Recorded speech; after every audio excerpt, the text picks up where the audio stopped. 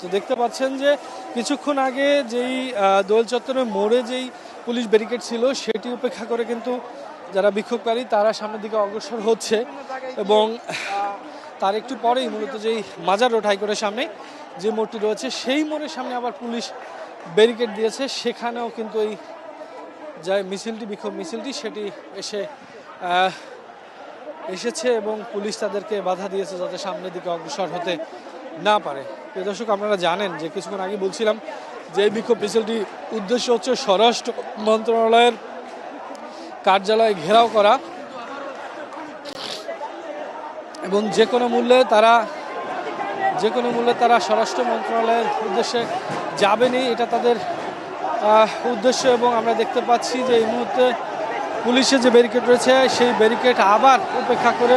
মূলত যারা এই বিক্ষোভকারী ঢাকা ইউনিভার্সিটির শিক্ষার্থী সহ ছাত্র জনতা তারা কিন্তু আবার এই ব্যারিকেডটি ভেঙে সামনের দিকে অগ্রসর হয়েছেন।